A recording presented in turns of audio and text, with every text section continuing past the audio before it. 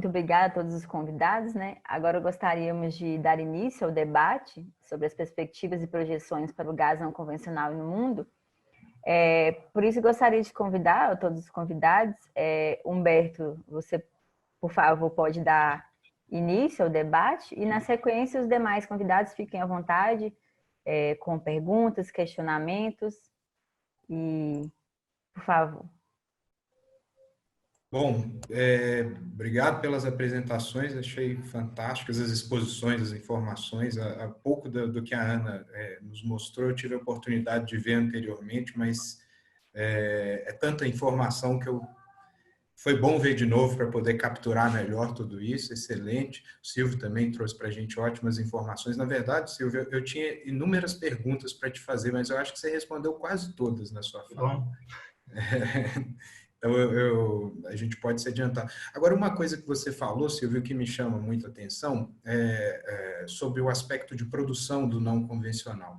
Uma coisa que é clara na história do não convencional é o seguinte: ele só se desenvolveu onde existia um conhecimento, em bacias maduras, em termos de produção de conhecimento, em termos de infraestrutura, em termos de todo, se conhecia tudo e se tinha uma infraestrutura para deixar tudo econômico no final. E aí você tocou num ponto que eu acho que ele é fundamental também no Brasil, que é o seguinte: independente se a gente vai conseguir ou não chegar nos termos ideais, legais, ambientais e tudo mais, se a gente não conseguir fazer com que isso avance junto com o conhecimento técnico dessas bacias, pode ser que a gente nem chegue lá. Então, e o Brasil, como você mencionou, ele tem uma estrutura ainda, ele ainda tem conhece muito pouco as suas bacias sedimentares.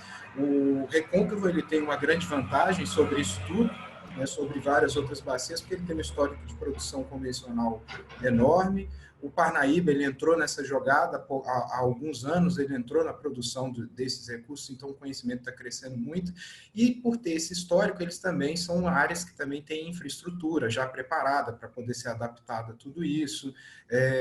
Já tem desde o upstream até o downstream já tem caminhos para que tudo isso aconteça, o que não é bem a realidade da maioria dos lugares, das outras bacias no país. E aí, quando a gente analisa tecnicamente, o Recôncavo tem a melhor estrutura de todas, pela sua própria história, mas a natureza das bacias faz com que haja também um risco geológico associado àquilo, porque como é uma bacia do tipo rift, esses depósitos, essas seções de interesse, elas tendem a ser muito fragmentadas e tal, isso torna a área menor. O que é diferente para o Parnaíba, que são grandes áreas, são aquelas bacias tipicamente em segue, que a gente chama, E aí eu fico pensando, Silvio, você enquanto representante da ANP, o que a ANP, lá na rodada 12, teve teve o pensamento sobre isso, sobre a exploração, o avanço no entendimento das bacias. E hoje, diante de todas essas mudanças que aconteceram desde a rodada 12, como que a ANP vê essa necessidade de melhorar o conhecimento e infraestrutura nas outras bacias sedimentares? Posso responder, então? A gente teve uma mudança muito significativa na questão da pesquisa quando o novo não, porque já não é mais diretor-geral do ANP, o Décio Oddone, ele trouxe a questão de que nós não podemos... A ANP gastava muito dinheiro, talvez era o ponto, assim, o item mais dispendioso da ANP com sísmica terrestre, no sentido de fazer grandes e sísmica bidimensional. Então, os resultados eram, digamos, muito pequenos para a quantidade de recursos que se investia. E a posição do Décio foi sempre uma posição orientada, e eu concordo com ele, de mercado, que a gente deve fazer com que o mercado busque as soluções. Então, a ANP dificilmente... Hoje, não sei, vai mudar, muda a presidência da República, muda o diretor-geral novo, foi indicado, nem foi sabatinado pelo Senado, então as coisas estão numa fase de transição quase que eterna, mas eu acho duvidoso, até porque o país está meio combalido, a gente tenha condição de fazer, colocar dinheiro da União para fazer isso. Até me surpreendeu quando eu voltei lá do Reino Unido, me surpreendeu que a SPPI, essa Brigada à Presidência da República, tivesse interesse em retomar o projeto do Poço Transparente. E esse projeto ele está seguindo, quer dizer, estão havendo reuniões, então nós temos empresas interessadas, mas é um jogo de peças que ele vai e volta, porque a parte o dinheiro de PD, de pesquisa e desenvolvimento, ele não pode ser aplicado exatamente aqui, tem que mudar o regulamento. Mas para mudar o regulamento, eu preciso saber se de fato tem uma empresa interessada. Precisa ter uma empresa devedora e doadora de recursos da cláusula de P&D. Bom, mas ela precisa também reverter as ações judiciais. Então, é um negócio que acaba não se encaixando. Então, não sei dizer para você. Agora, voltando ao Décio, ele colocou numa live aí que eu assisti uma coisa interessante também. As pessoas falaram, temos que produzir gás barato no Brasil. Não, falou, olha, atualmente, com a globalização, o gás ele tem que ser economicamente viável. Quer dizer, se o gás no Brasil for mais caro que o gás que chega no navio de GNL, vão comprar o gás GNL, o gás que é o gás natural liquefeito que está vindo do Oriente Médio, sei lá de onde. Então, existe também essa jogada aí. Agora, o que se quer atualmente é muito antes disso, muito antes. Ninguém vai fazer gasoduto sem saber se tem ou se não tem, mas já que falhou a 12ª rodada, a gente quer fazer uma tentativa que seja esclarecedora para tirar um pouco da realidade essa questão não pode fazer, porque isso aí é um desastre, o mundo acaba, sabe? Que nem o acelerador de partículas lá da Europa não podia fazer porque ia dar um buraco, sei lá, ia gerar um buraco negro. Então, essas coisas têm que ser superadas com uma coisa sutil, é perfurar um poço, fraturar sob condições extremamente controladas e ver como é que a gente pode fazer isso no Brasil e depois fazer progressivamente. Tem possibilidade de fazer isso? Talvez, mas a janela está se estreitando, até para a felicidade de todos. Nós estamos chegando na hora das energias renováveis. Então, é necessário monetizar o gás do pré-sal, é necessário monetizar esse petróleo, senão isso vai ficar. O não convencional é importante, mas eu não sei em que escala de importância está na ANP isso. Aliás, eu estou no ANP só até o dia 2 de setembro. 2 de setembro eu me aposento. Então, estou saindo da ANP, mas espero não estar saindo da vida ainda. Então, eu acho que eu devo participar em muitos eventos relativos a ele. Mas eu não sei, não tem uma explicação, não tem uma resposta única. A resposta é naturalmente gasosa nesse sentido. Bom, obrigado. Claro, com tantas pontas para serem ligadas, né, realmente é difícil ter uma única resposta nesse contexto, mas foi muito esclarecedor. Continuo, pessoal? Fique à vontade, Beto. Se você tiver mais alguma pergunta, algo a se posicionar. Eu tenho uma dúvida para a Ana, uma pergunta para fazer para a Ana. Ana, é claro que o único jeito de monetizar gás natural não envolve necessariamente uma existência de redes de gasodutos e tal. A gente no Brasil tem a experiência do gas to wire, que o Silvio deve ter acompanhado bastante aí, que é o que aconteceu lá no Parnaíba. A gente não tinha essa rede de gasodutos para garantir a monetização do gás, mas tinha uma rede elétrica, ainda tem uma rede elétrica. Então, a solução passou por criar uma termoelétrica do lado, muito próxima dos campos de produção de gás, e aí o que transportava, no fim das contas, depois de produzir energia elétrica, era a própria energia elétrica pela solução, pela rede. Mas, inegavelmente, a rede de gasodutos ainda assim tem um papel muito grande e a gente, no Brasil, tem uma defasagem enorme, enquanto nos Estados Unidos tem mais de 400 mil quilômetros de gasodutos ativos, né, para serem usados. Aqui a gente tem algo em torno de 9 mil, como eu mostrei antes. E um dos grandes problemas para se construir esses gasodutos é a questão ambiental envolvida na sua construção. Tem dois grandes problemas, na minha visão, né? Dois principais, talvez vocês possam até complementar. Na minha visão, é o recurso, né? Tem uma expectativa, me parece que ao que se imagina, o que foi estudado pela EPE para produzir, para implementar no Brasil, custaria 17 bilhões, mas também tem todo o aspecto de impacto ambiental envolvido nisso, e eu sei que a Argentina tem uma rede de gasodutos melhor do que a nossa, não sei, eu acho que ela é mais eficiente para a produção lá. E aí eu queria saber de você, Ana, quais são os principais aspectos envolvidos, aspectos de impacto ambiental envolvidos na instalação desses gasodutos? Como que foi a experiência da Argentina em relação a isso? Esses gasodutos já existiam quando o Vaca Muerta começou a ser explorado? Parte deles foram construídos depois? O que envolveu em termos ambientais? O que foi necessário pensar? Você poderia falar um pouco para a gente sobre isso? Sí, mira, respecto a lo que comentabas de la producción en el lugar de energía eléctrica, hay varias centrales acá que proveen, que generan electricidad a partir de gas y que luego se conectan al sistema interconectado nacional. Digamos, en definitiva, el tema del transporte de la energía es igual, o sea, igual tenés que hacer redes para transporte de energía, ¿no? Acá hay parte, como te digo, en Neuquén, pero pensá que la Argentina, de los 45, 47 millones, la mitad está en Buenos Aires.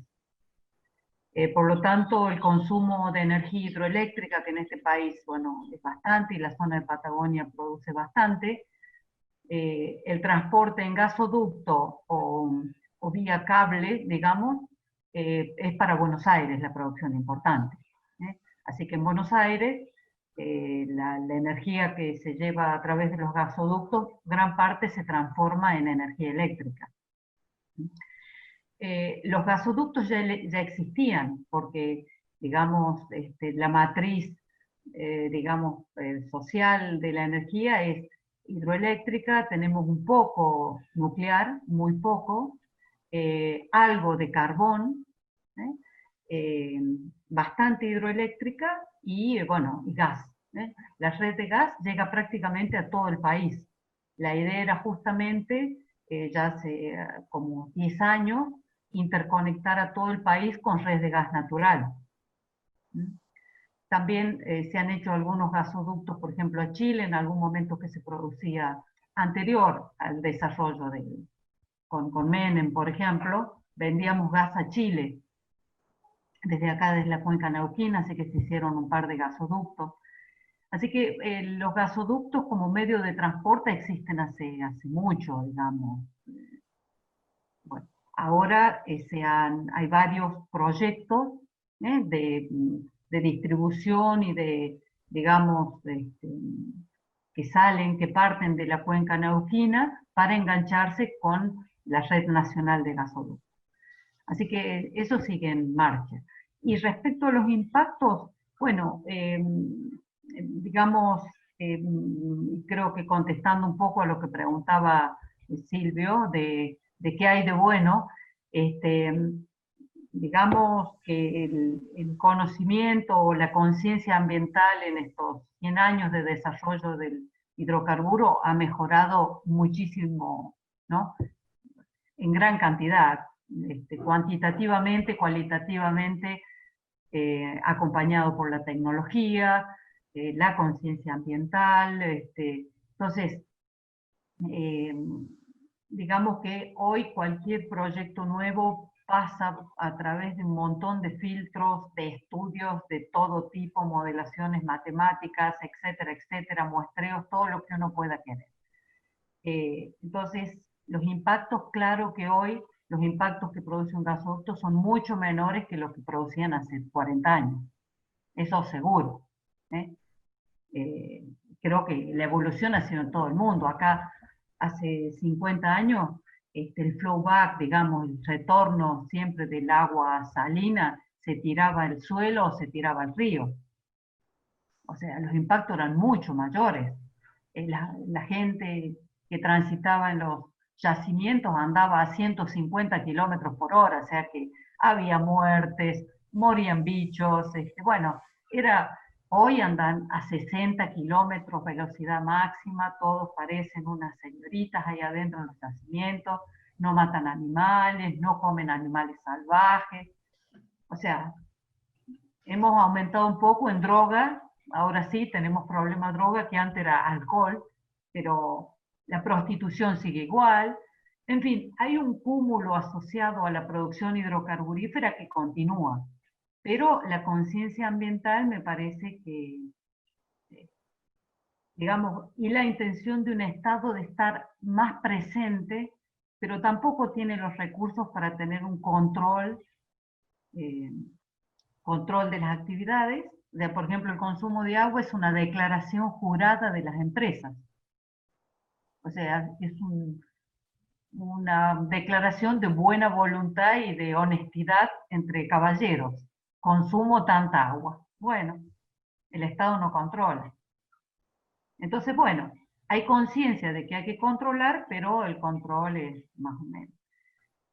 Y un Estado argentino que miramos a Europa, pero somos argentinos, o sea, improvisamos. Entonces, bueno, está muy lindo el orden alemán, pero somos argentinos. Entonces, bueno, la planificación no... Sería mejor que hiciéramos mejor gestión y planificación. Se intenta, pero no creo que se logre.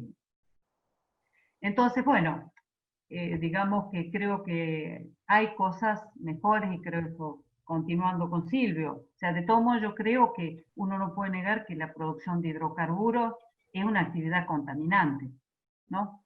Es extractiva y contaminante. Bueno, o sea, ese es el punto de partida. Podemos hacerlo mejor o peor. Podríamos también consumir menos energía, menos computadoras, vivir más austeramente y seríamos más amigables, ¿no? Muchas decisiones sociales tenemos que tomar. Pero mientras no tomemos esa decisión necesitamos los hidrocarburos. Entonces me parece que el buen camino es hacer las cosas lo mejor que podamos. Punto. ¿Qué le va a hacer? Si no, caemos en el extremo de, bueno, suicidémonos todo en masa para que el planeta... No adhiero a esa postura, ¿no es cierto? Pero creo que sí, que ha mejorado y obviamente genera recursos sociales, trabajo, en fin, todo lo que sabemos. Así que, bueno, lo que les muestro así crudamente son todas las partes negativas, que para las partes positivas creo que ya las sabemos. Así que, bueno, más o menos ese es el estado de nuestras cuestiones. Ótimo, No soy una obrigado. fundamentalista del medio ambiente, Silvia. Entiendo bien las necesidades. No me gusta, ¿eh? Preferiría, la verdad, que seamos más austeros, que consumamos menos, que tengamos menos autos, que viajemos menos. Preferiría, pero creo que es imposible. Sí. Y nos excede. Por suerte nos excede. No es responsabilidad nuestra. Contribuyamos lo mejor que podamos. Gracias.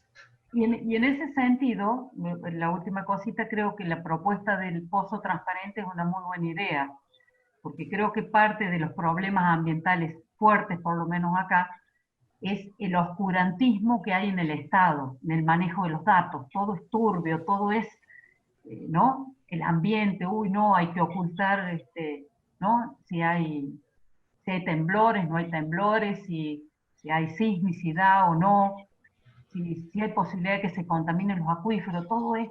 Entonces, el Estado oculta y la gente magnifica, es como... Entonces me parece que una propuesta de pozo transparente realmente contribuye a que haya menos conflictos, que las cosas sean socialmente, la gente vea lo que vos decías, que se esté investigando, que hay problemas pero que se investigan, que hay gente que sabe que está involucrada, y que el Estado hace lo que puede de la mejor manera para suplir las necesidades de la gente. Me parece que hay muchos argumentos positivos a favor de eso, ¿no? Entonces me parece que es un buen a favor de continuar con una actividad que básicamente es contaminante, obviamente. Eso es más o menos. Bien.